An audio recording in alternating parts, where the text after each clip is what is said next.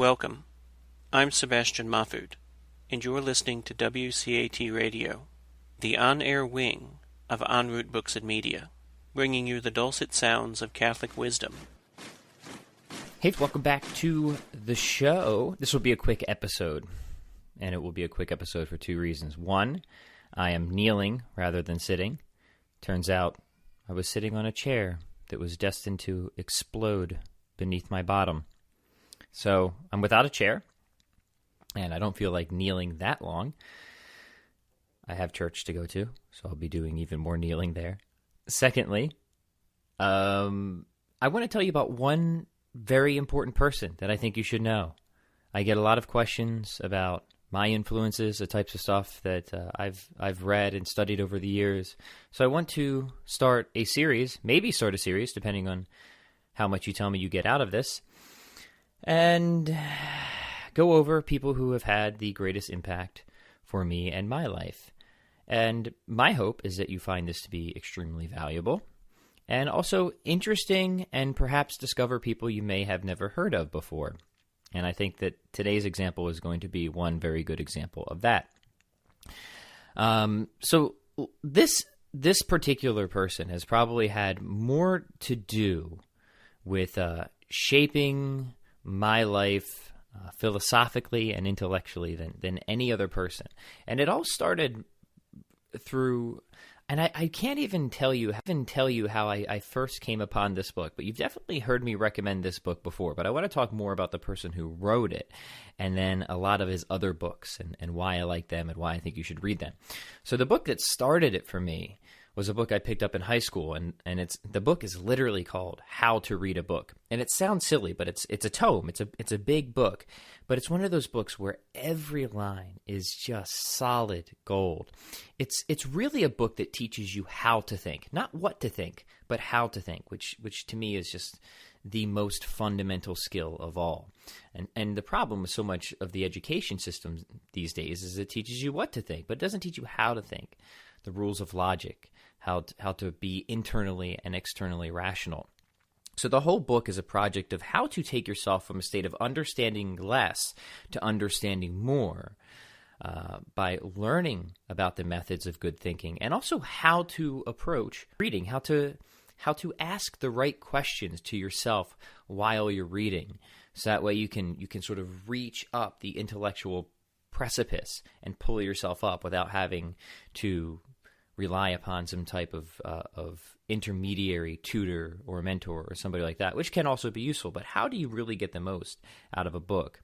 And he covers many different styles of reading, how to, and very practical too, how maybe you shouldn't read a book start to finish, and how to actually approach a book. He dissects all of it. That book to me is like the book that every single human needs to read, because it will give you the foundation. It'll give you the fundamental skill to then just get so much more out of everything else that you go on to read after that. It will also teach you how to consume works that are above your level, and to raise up to their level. So many people, and this is a big thing I learned in this book, and it's true, too many people read at a level that they're already somewhat comfortable with. Not many people read above their level or attempt to work or challenge themselves, we should say, with subject matter that is a little bit out of their reach. But that's how you grow. That's how you gain new understanding. You have to try to do the things and understand the things that you have not yet tried to do and do not yet understand. And How to Read a Book teaches you how to do this. So that's my first recommendation, and it's one of the most influential books. I promise you, if you pick it up, it's on Amazon. I'll put some links in the show notes for everybody to pick it up. But let's talk about the man himself, Mortimer J. Adler. And I'm actually just going to read a little bit off his Wikipedia page. So he was an extremely prominent philosopher. He lived to a very ripe old age, 98 years old. He died in 2001, 1902. So let that be known. And he's got a very fascinating personal story, as well as just a rich, both academic and popular career. So he was a professor. He lived in New York, San Francisco, Chicago. He worked for Columbia University, University of Chicago, Encyclopedia Britannica, and he owned his own institute for philosophical research as well. One thing that he's probably most well known for is his great books collection. And this is where and this is in the book How to Read a Book, by the way, where he has pretty much a list of what he believes are the world's most important books for every person to read. So I will just defer many future recommendations to that list. Reading his list of great books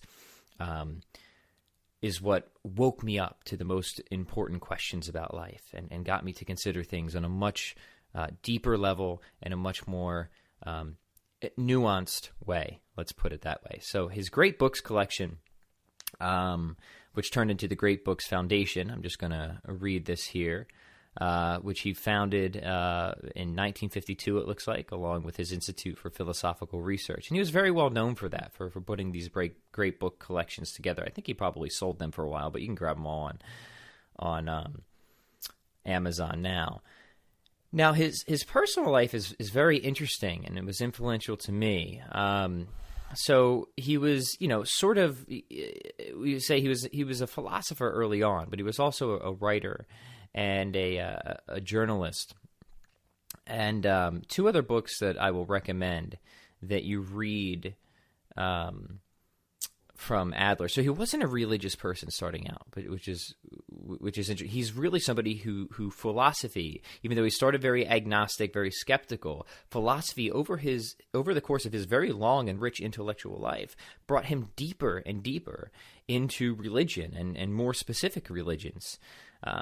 Which, again, very fast, and maybe we can get into a little bit of this. But one of his books that was, again, very helpful and interesting to me was a book called How to Think About God, a Guide for the 20th Century Pagan. And this is a purely philosophical work on God. What can we know about God from reason alone? What can we defer about God's attributes and nature, if anything?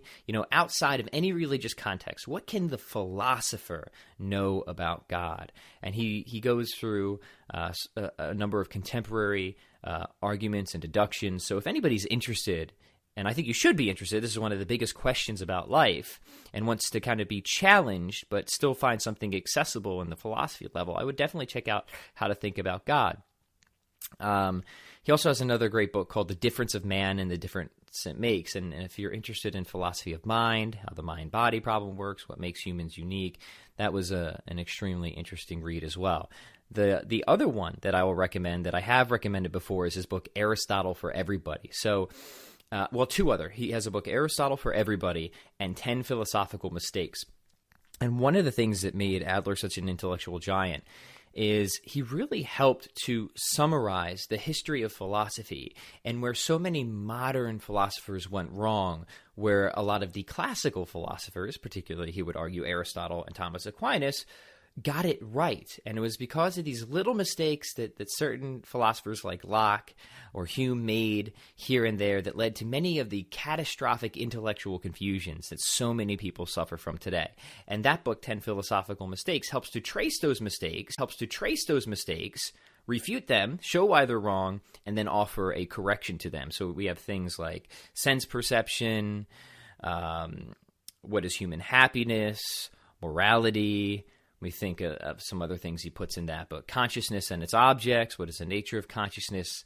And he goes through a lot of the philosophy in an accessible way. So if you're new to philosophy, this is a great kind of starting guide, because I think it will give you the right orientation, which I did not have at first, which is why I got so confused by the existentialists. This is like the book I wish I had when starting philosophy. So 10 Philosophical Mistakes in Aristotle for Everybody.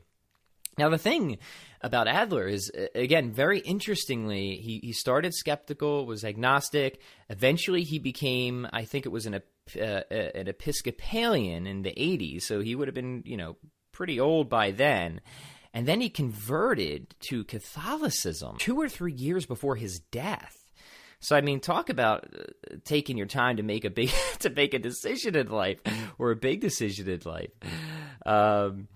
Somebody, let me find the quote here. And this was very interesting to me because that provoked me. It's like, why did this guy, who's one of the smartest people I've ever come across, the man who thinks everything through at the deepest possible level, what attracted him to Christianity, one, and then what eventually his final and ultimate decision led him to become a Catholic? That was something that really piqued my interest.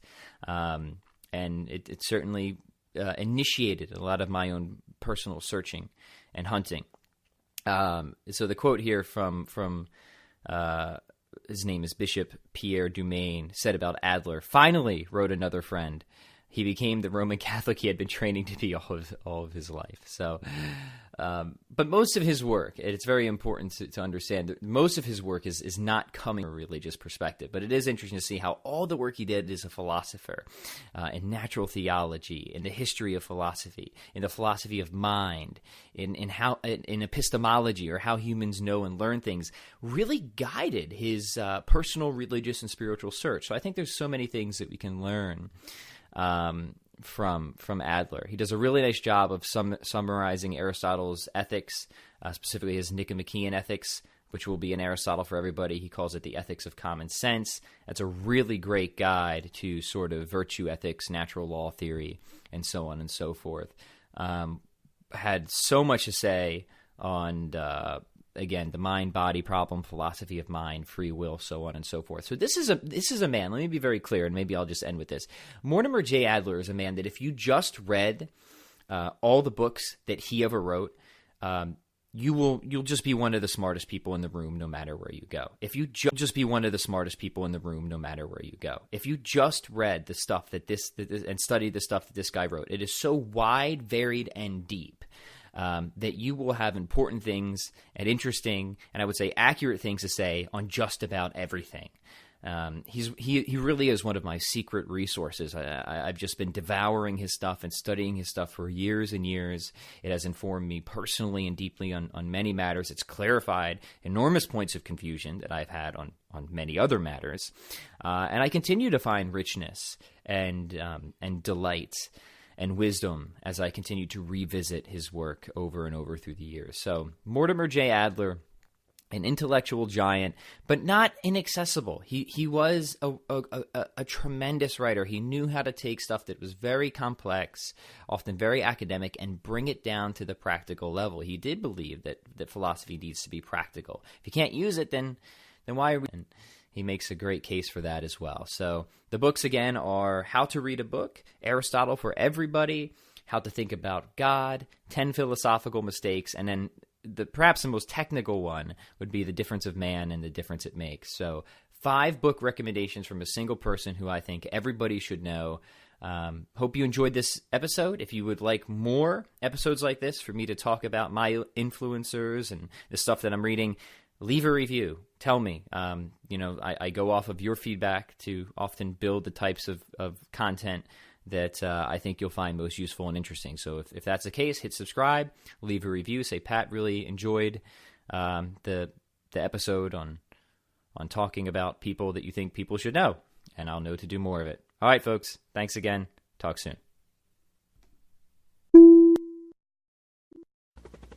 We hope you enjoyed the program and will join us back for another show on WCAT Radio. This is Sebastian Mahfood. Good day.